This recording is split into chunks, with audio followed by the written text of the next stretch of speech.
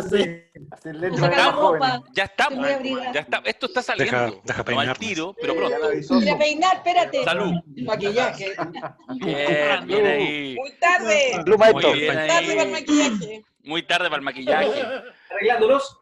¿Cómo está? Muy bien. Oye, salud. Salud. Anda luz. Todos ustedes. Cuando el Aparece seminario. una perrita con Claudio. Darío. ¿Cómo está? Buena, buena, buena. Seguro pichucho. Excelente. Entonces ahora hacemos la maldad que a mí me encanta, y quedan casi todos muteados. Solamente Alberto y Mirko pueden salir de esta profunda angustia de la soledad, de no poder hablar, o de poder hablar y que nadie te escuche. Alberto, ¿cómo está ahí? Bien, bien, un poco cansado, debo decir, pero bien. Sí, es que el Alberto le toca duro en realidad en este seminario, porque es el que sostiene, nosotros ahí le ponemos, sacamos el pandero, empezamos a tocar el pandero, pero el que tiene la Biblia en la mano es Alberto. Sí, pues, claro. Macari. Alberto es el Moisés que viene con las leyes bajando desde el monte Sinaí, ¿no? Las trae en una piedra porque son leyes inamovibles. Estas son leyes inamovibles. Aunque hay que decir, así rapidito nomás, que cuando recién se hicieron estas leyes, las primeras veces se movieron harto, pero ya a esta altura del partido ya no se mueven, ¿cierto, Alberto? No. Y siempre es importante una cosa, ¿eh? No se les ocurra pensar de que hay contextos y situaciones en las cuales uno debería no considerar la ley. No, yo conozco gente que hace esas cosas y no funciona. Así que tengan mucho cuidado. Algún día vamos a explicar, sí, una cosa que, como estamos recién empezando, no se puede explicar ahora, pero que lo que sí pasa a veces es que no se pueden cumplir dos leyes al mismo tiempo. Ya. Y eso es terrible. Ya, pasa eso. Eso es terrible. Ya, pero yo deberíamos hacer un especial, las leyes del padrino para la oficina. Cómo sobrevivir en el trabajo aplicando las leyes del poder. Sí, no, definitivamente. Absolutamente. Oye, la provocación que ahí está es esto esto fue de Mirko. Estas cosas se le ocurren a Mirko. ¿Por qué Sebastián quiere ser Michael, pero siempre termina siendo Fredo? Que hasta lo citó Fernando Paulsen hace un par de días atrás en La Clave, ¿no, Alberto? Sí, pues está entrando al panel que me toca los miércoles, entonces estoy con Fernando allá a las 9:30 y con Pancho Martorell. Entonces parte Fernando y dice, oye, ustedes siempre andan con Mirko, con Darío, andan hablando de las cosas de Piñera y Fredo, pero yo he visto esta semana, dijo en redes sociales, por todos lados, bueno, ustedes lo pueden escuchar, ahí está en mi canal de YouTube, está el programa, y él dice, no, yo he visto esta semana que está lleno de gente hablando de Piñera como Fredo. Entonces, y plantea, efectivamente, el Piñera como convertido en Fredo es algo que se está hablando mucho, y bueno, lo interesante es lo que plantea Mirko, que en el fondo el que quiere ser Michael, no lo vimos nunca, como Vito no hay, entonces Michael intenta ser, pero también fracasa, además. Aún cuando fracasa, él es muy bueno. O sea, esta cosa es tan difícil que un tipo que lo juega bien termina fracasando igual. Pero Fredo es otra cosa. O sea, no. Bueno, no, a ver, pero no es una ley, pero no. Si a la gente le hace sentido y tanta gente lo comenta, es porque no hay que explicarlo, ¿no? Claro. Yo creo que eso, o sea, podemos darle razones, pero se explica solo, las grandes cosas se explican solo, ni siquiera hay que ser un experto en El Padrino, ni siquiera hay que estar viendo la película. Todos saben que Fredo es el hermano menos aventajado, el torpe, ¿no? Y entonces Piñera prácticamente en el último tiempo, semana a semana, se viene explicando solo en esas torpezas, ¿no? Yo no sé si me podría dar, puedo teorizar en torno al asunto, pero yo creo que esa es la mayor gracia, ¿no? Que estamos frente a un presidente que él mismo nos regala episodios que son leídos como minusvalía, una minusvalía intelectual profunda de comprender en el sentido de la inteligencia emocional, ¿no? De comprender su lugar y de cómo cada cosa que hace por querer ser Michael el choro, el que la está rompiendo, ¿ah? El que por lo que sea, ¿no? Y justamente lo devalúa y lo convierte en lo contrario, lo convierte en Fredo. O sea, la performance del día viernes pasado, lo hablábamos en el podcast, ¿no? Porque Piñera como que que se esfuerza porque toda la semana haya un hito Fredo. Toda la semana, ¿no? Porque primero que nada se resiste a salir de escena, entonces se inventa, ¿no? Salidas a puntos de prensa, eventos, cosas en las que termina siendo comentarios, ¿ah? De la gente, de los ciudadanos en función de la torpeza.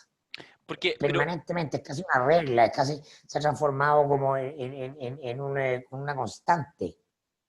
pero yo les quiero hacer una pregunta a los dos, porque, a ver, obviamente hay una dimensión cuando uno juega con la idea de Piñera como Fredo, el que hace la tontera.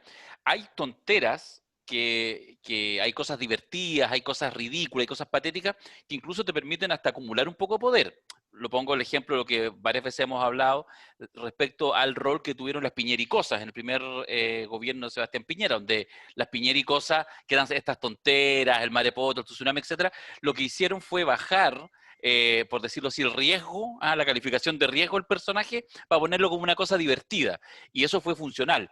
Él acrecentó su poder. Piñera tuvo más poder gracias a las piñericosas, porque efectivamente la dimensión que era más compleja para él, que era el banco de Talca, el empresario, el especulador, eventualmente el corrupto, termina siendo el tonto. Pero en este segundo gobierno parece que las tonteras, independientes de que puedan ser risibles, ya adquieren una dimensión de pérdida del poder. Pero eso les quiero preguntar, porque ahí hay una diferencia respecto a lo que es anecdótico a lo que es sustantivo. No, yo no comparto eso, yo no comparto. Yo creo que el triunfo de Piñera por segunda vez en SP2 habla de la pobreza del conjunto de nuestro sistema. Pero él simplemente lo que hace con las piñericosas en SP1 es desactivar la inmediatez, ¿ah? De lo que eso significa.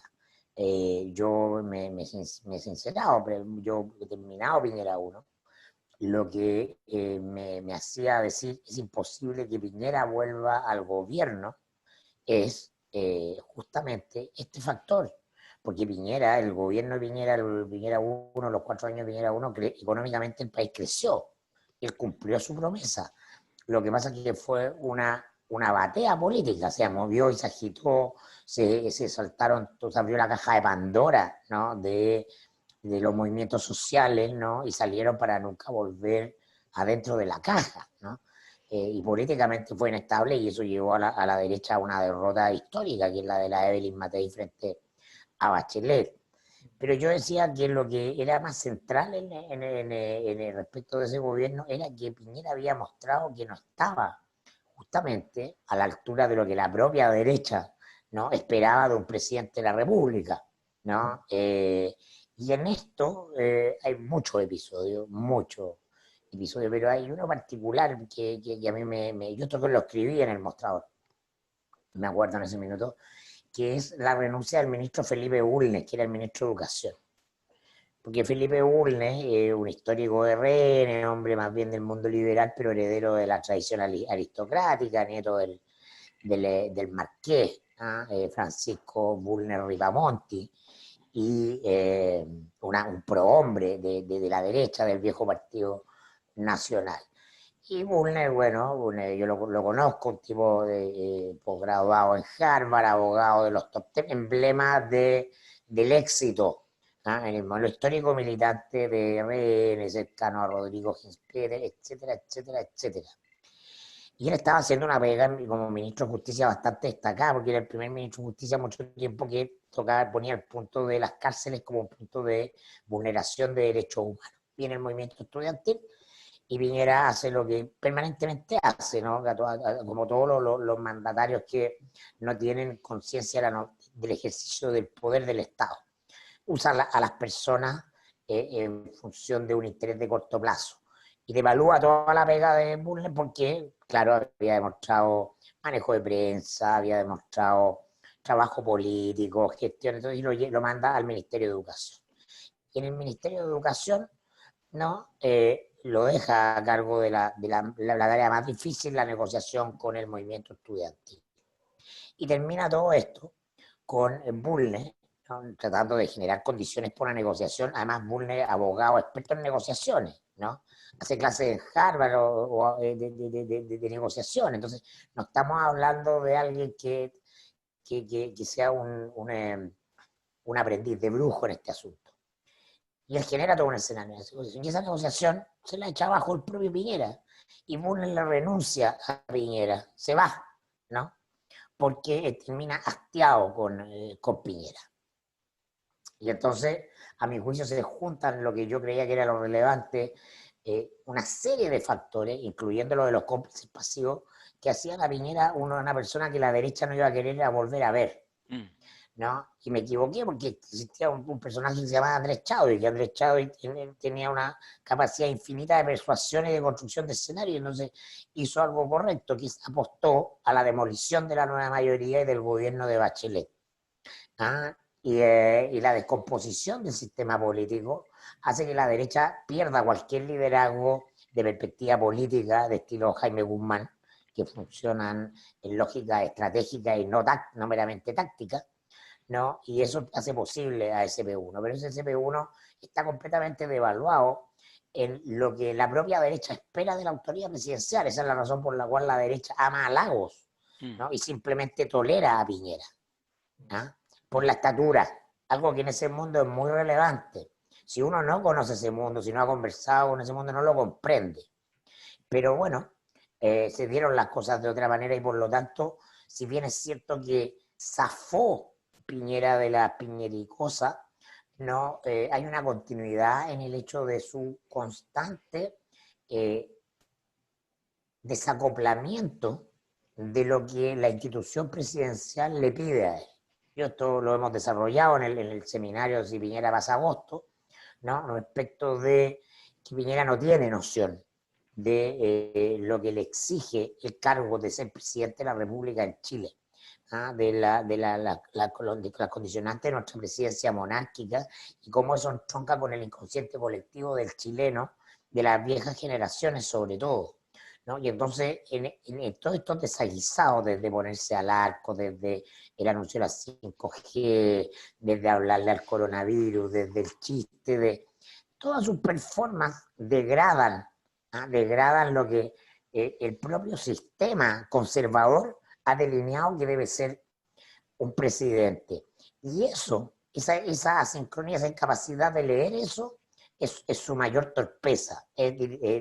Digámoslo derechamente, habla de su estupidez política, ¿no? Porque Piñera efectivamente tiene muchas habilidades gerenciales, es un balazo para los números, ¿no? Y sabe gestionar el aparato del Estado, y sería, en términos del equipo ideal, sería probablemente el mejor director de presupuesto que pudiera tener Chile.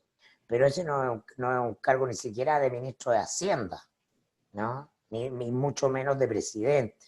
Entonces, el no comprender tus propias limitaciones, ¿no? Es parte de lo que más flancos te abre en la política, en el juego del poder y en cualquier ámbito en la vida. ¿Para qué tú eres bueno y para qué no eres bueno? Entonces quiere ser Michael porque cree que puede ser de voz, ¿ah? en una cantidad infinita de cosas, siendo que tiene muy importantes habilidades restringidas para solo un pequeño ámbito de cosas. Los negocios, la administración del Estado, exclusivamente lo gerencial, que es la proyección de eso, la planilla Excel. ¿Hay algún matiz en esta definición que hace Mirko, adjudicándole este monito de Fredo? Qué bonito, ¿no? Fíjate que yo creo que a ver, es bien importante caracterizar efectivamente esta conducta que describe Mirko de Sebastián Piñera. Él efectivamente, cuando tú dices, por ejemplo, las piñericosas le sirvieron. Sí, por supuesto que le sirvieron mucho. A tal punto que él llegó a convertirla en un recurso. Al principio no era un recurso, le ocurrió nomás, y la convirtió en un recurso. Y cuando él tenía problemas, recordemos que se recetaba ir a Fantasilandia con los nietos, y hacerlo. Y evidentemente era una escena, no la escena entera preparada, pero estaba preparado que algo pasara que fuera entonces, o la foto con los nietos en La Moneda, qué sé yo, todas esas cosas. Bueno, eso de Sebastián Piñera, uno dice, bueno, pero eso le convino. Sí, le convino. Pero aquí viene el punto. La distinción entre que algo te convenga en un escenario determinado y que algo te esté permitiendo acumular poder es una distinción importante. Hay cosas que te convienen que no acumulan poder. Y muchas veces lo sabemos. O sea, a todos nos ha pasado que eventualmente nos han ofrecido algo que nos conviene, porque resuelve un problema urgente. Por ejemplo, nos ofrecen 200 lucas más de sueldo en una empresa bastante más chica y más frágil que en la que estoy. Que la cosa nostra. Bueno, sí, pues tenía 200 lucas más. ¿Ya? Pero la empresa es chiquita.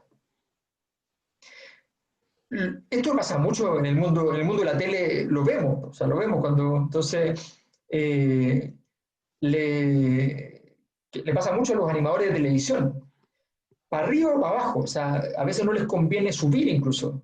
El animador, no va ni el nombre, pero es súper fácil, digamos, el animador de un canal de televisión chiquitito, es la estrella del canal, de repente van y le dicen, ascendido, pum, contrato millonario, canal grande.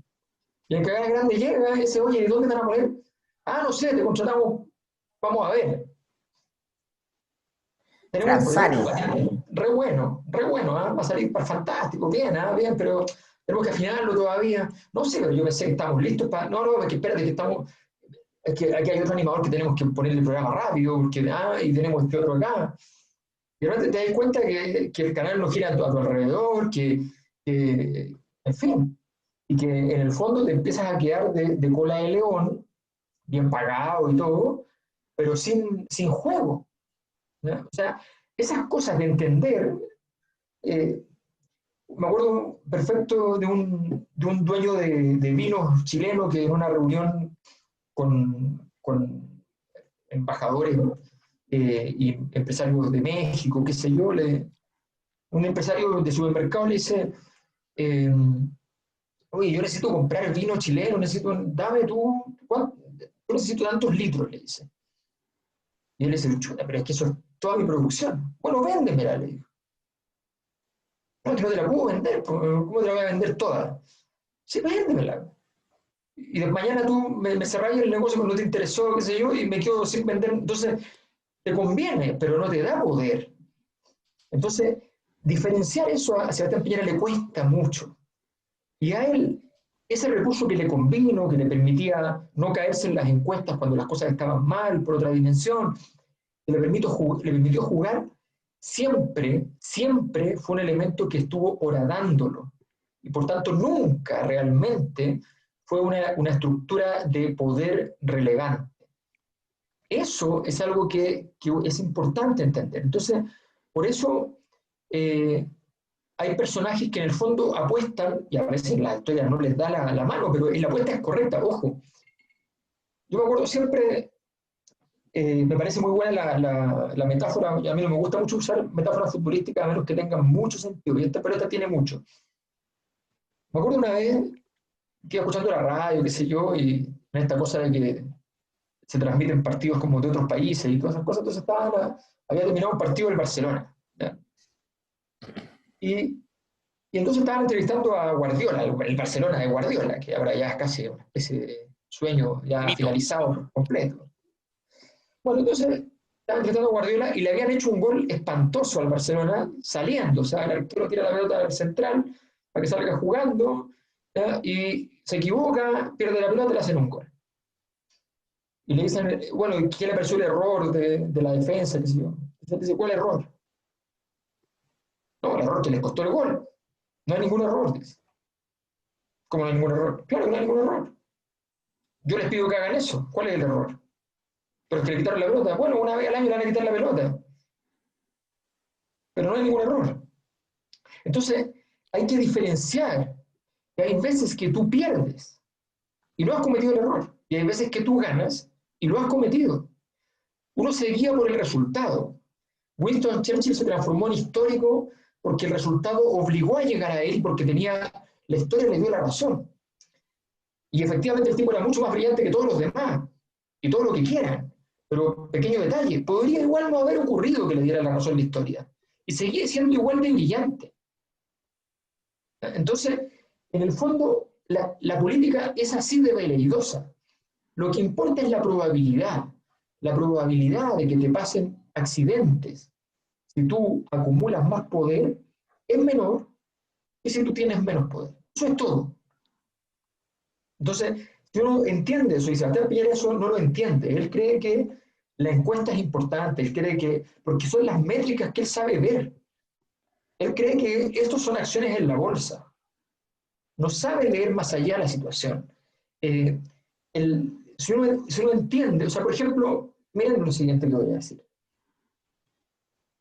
La foto de Augusto Pinochet con los lentes oscuros, todos coinciden que es un error. Y no es un error.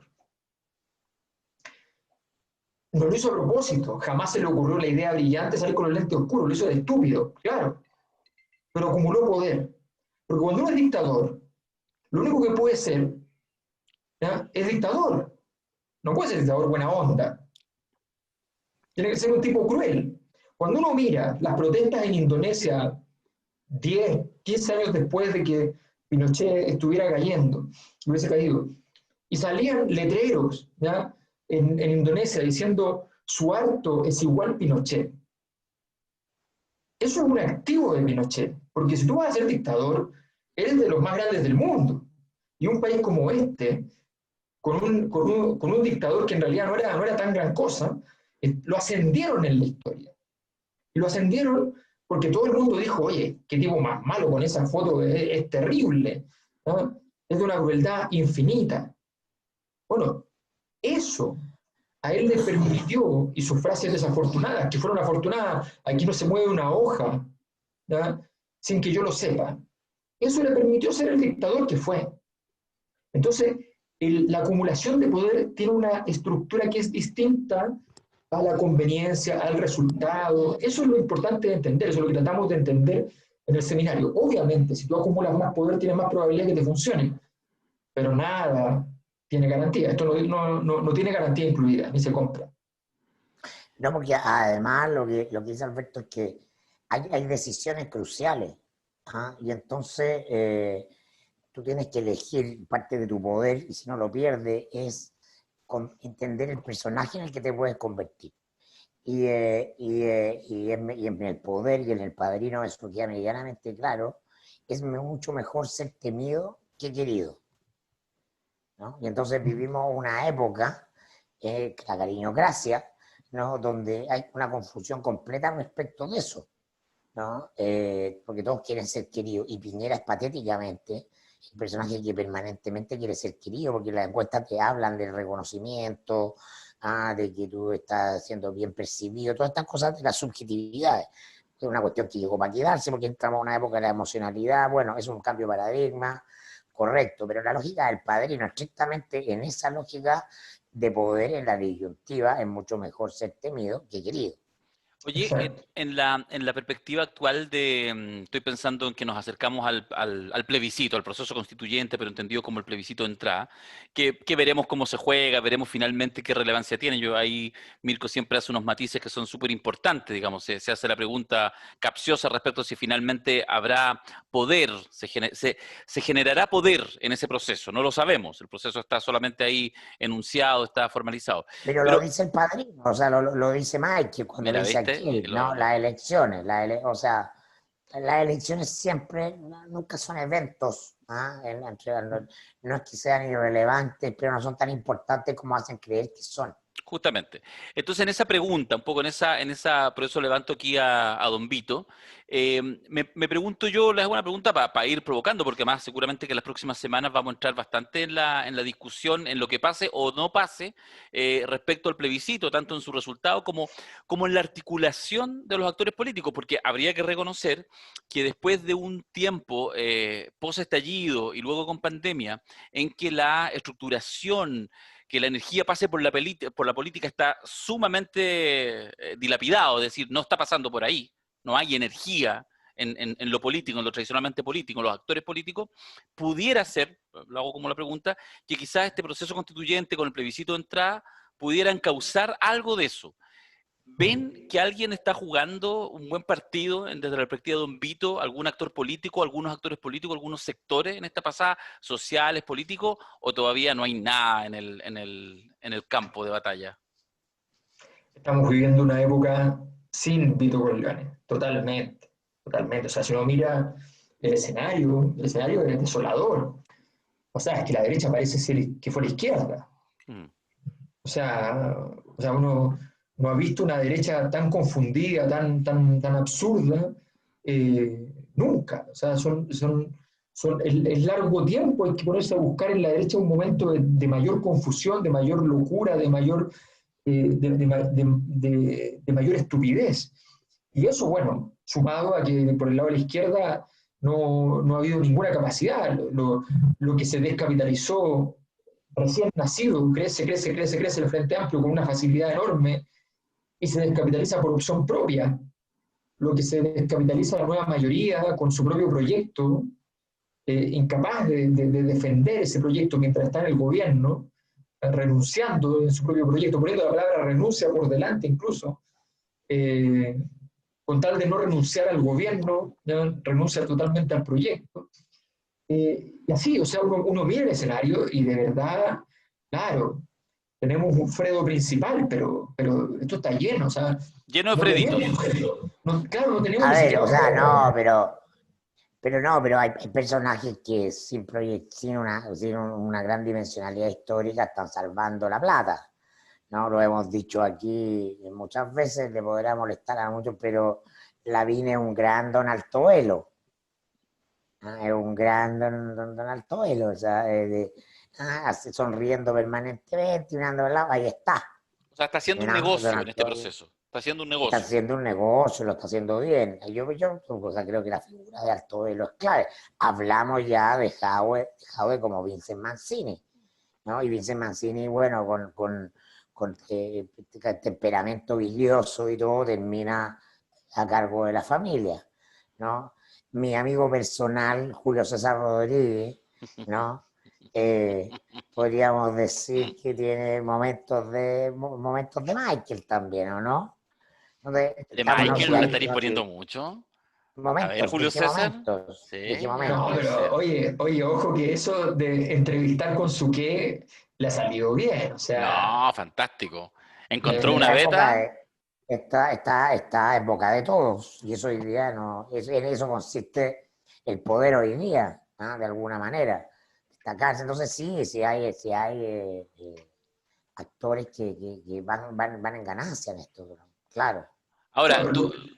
No, dale, Alberto. Sí, lo que pasa es que, a ver, por ejemplo, sí, lo de Lavín es cierto, Lavín ha navegado el escenario. Y ha comprendido muchas cosas, pero yo creo que Lavín cometió un error que tiene que ver con una de las leyes que vimos hoy día. A ver.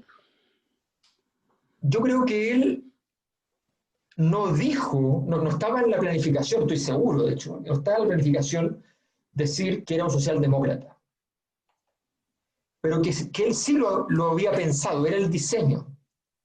El diseño era estar cerca de la socialdemocracia, coquetearle, ¿ya? Ser su mejor amigo, ¿ya? Aparecer allí hablando de ese tipo de cosas. Pero no estaba en juego para nada. A mi juicio nunca pretendió lograr llegar a que se dijera, que se mencionara el tema. O sea, y cuando lo menciona, comienza a decir lo que estaba pensando. Cuando se ve atrapado en el placer de que el diseño que él había hecho, silencioso como todo diseño estratégico, la verdad es un buen diseño estratégico, ojo, no es que la gente diga esto es, ¿ya? Sino que la gente, como idea que fuera propia, se le ocurra como genialidad decir, oye, este tipo realmente parece tal cosa. Entonces, cuando él ve que le están diciendo socialdemócrata, él dice, oh, que voy bien, que voy bien. No puedo evitar este placer y confesaré. Sí, allí estoy. Entonces, ¿qué es lo que pasa? Que desde ese instante se abren los monstruos. Porque una cosa es jugar el juego y otra cosa es abandonar tu barco.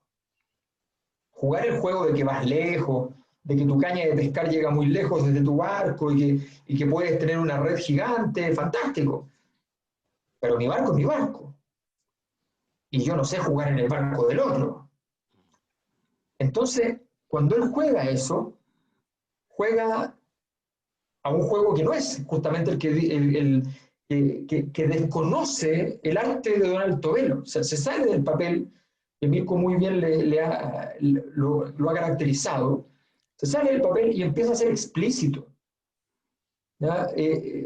Hace un salto, se manda un Arturo Prat. Y esos cambios para Lavín siempre han sido malos. Siempre, cada vez que toma una decisión, le queda la escoba. Sí, pues, sí, el casi casi. Porque su característica central, su gracia, es ser melifluo. Sí, o sea, hacerse el muertito. Para decirlo en simple, ¿qué hace Julio Iglesias cantando metal? No se puede. No se puede. Entonces, Bueno. ese es el problema. Yo creo que Lavín ha cometido, y por eso yo creo que en general tenemos jugadores que van a haber jugado mejor el juego, que están haciendo ciertas cosas, pero más bien, yo diría, estamos en una época veleidosa, que la época ha ido encontrando su gente. Y cuando ya no le sirve, la bota a la vera del camino con una facilidad pasmosa. Ahora, yo creo que hay un tema que además es bien complejo para los actores políticos. Para todos, para los que van punteando, evidentemente para Jadwe, para Lavín, etcétera, para el resto. Yo creo que Jadwe en eso tiene también un activo y que es un poquito menos, bueno, porque además es menos conocido, asignado como a la clase política tradicional, pero finalmente igual es parte del mundo político. El problema es que todo lo que puedan crecer o no, vamos a ver cuánto crecemos, yo creo que ya hay que empezar a hacer en cada podcast la capsulita Jadwe, no es que yo quiera promocionarlo, pero creo que debiéramos en cada podcast hablar un poquito de Daniel, porque va primero, va avanzando, deberíamos hacernos cargo.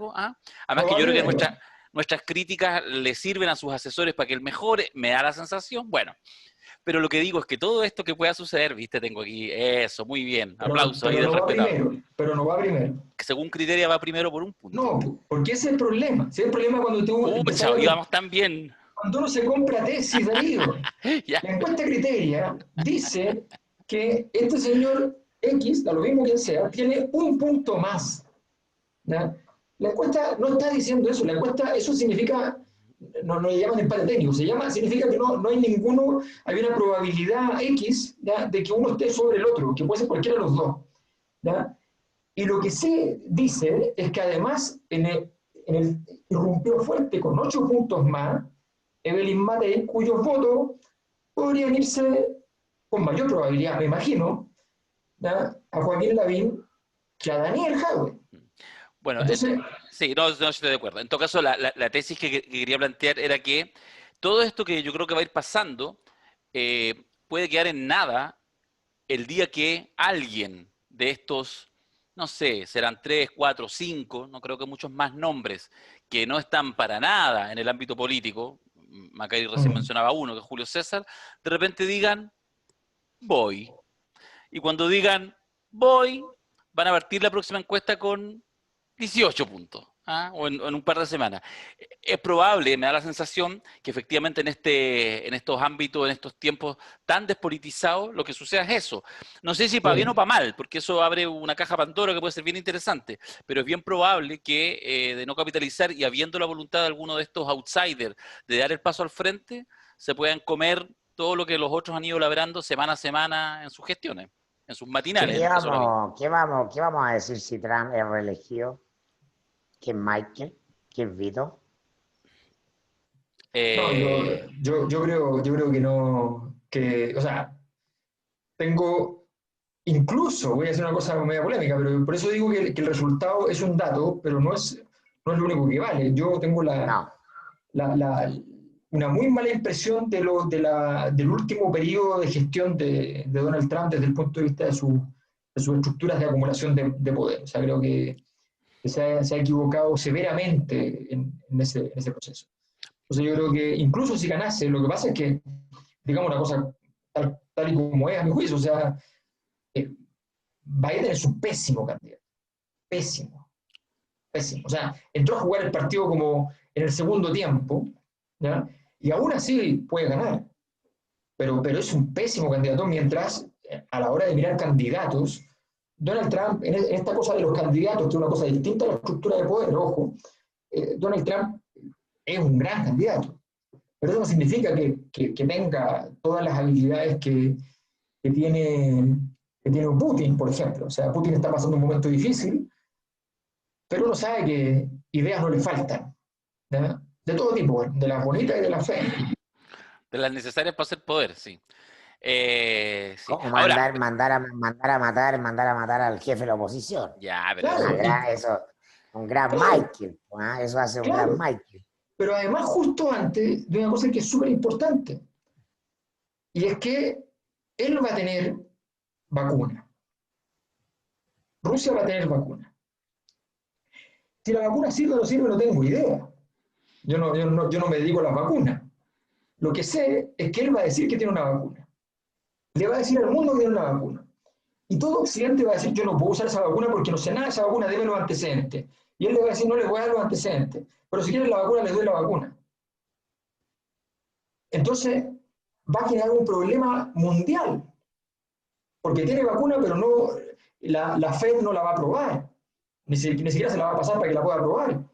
Los países van a tener que tomar la decisión, me como la vacuna total, de algo me servirá para poder volver, por último, para convencer a la gente que vuelva a trabajar por mientras. ¿No? Les arman un enredo. Y nadie se va a acordar de lo que pasó en estas semanas ominosas con su acto. Entonces, el tipo tiene ese juego donde él es capaz de ir hasta el final, esperar, y cuando está al borde del precipicio dice jugada. Pero una jugada. Eso es lo interesante. Pero en el caso de lo que tú hablabas en el seminario, yo creo que lo que pasa con Trump es que es un poco como los boquiquios. ¿Ah? O sea, en ese sentido hay que reconocerle que Trump tiene un par de reglas y las cumple. De hecho, cuando vayamos mirando mañana y pasado el resto de las leyes, hay algunas que las cumple sí notablemente y que uno puede hacer incluso la diferencia. Por ejemplo, el tema, digamos, de ciertos sentidos como de lealtad interno, etcétera, que justamente son muy de la lógica padrinesca y que, bueno, efectivamente con eso tiene algún activo. O sea, Trump debiera estar liquidado y ya hoy día aparecían algunos en estos días, algunos artículos que mencionaban que se está concentrando en los estados clave y que en una de esas repite y nuevamente saca 7 con los dados. Eso es absolutamente posible. Y si tú me preguntas a mí, yo lo prefiero.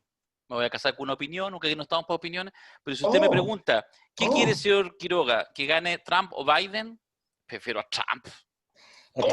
Evidentemente. Es que al final del día lo que las personas queremos es entretenernos. Vivimos la sociedad del espectáculo y ya muchas veces no lo sabemos.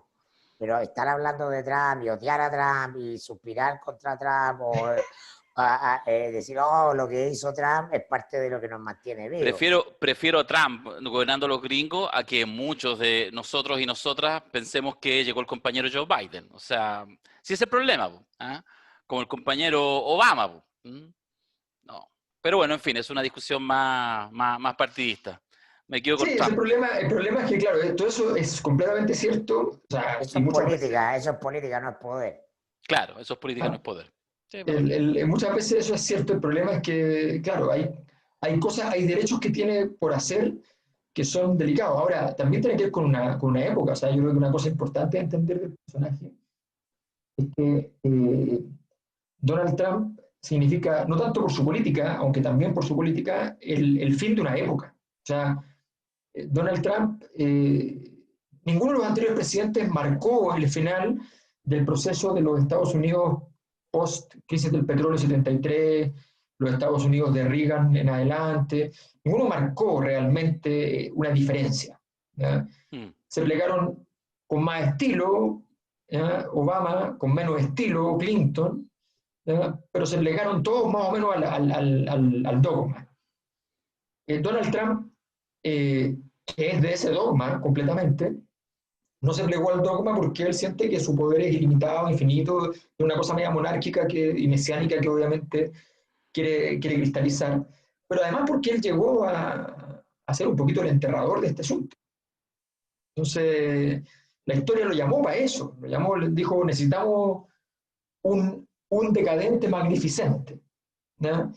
Y ahí está, parado, esperando en las 13 películas en las que tuvo un rol más o menos importante, y en los programas de televisión y en todo lo que es la sociedad del espectáculo. Entonces, ahí está. Son malos tiempos para hacer poder y para hacer política. Don Mirko Macari, don Alberto Mayol, muchachos, yo creo que el momento ha llegado, el momento de despedir esta conversación final. Nos hemos alargado mucho respecto al seminario. Mañana tenemos mucha tarea pendiente, porque nos quedan muchas leyes del poder en el Padrino. Así que vamos a desmutearlos para poder terminar el día de hoy, para más saludar. Vamos a compartir esto con más gente. Ahí están todos ya con posibilidad de desmutearse. Nunca más tanto poder para tan pocos. Sigamos nomás. Muchas gracias, Nada para la elección de Trump. Alberto, gracias. Ya pues. Infiltrado de fascistas.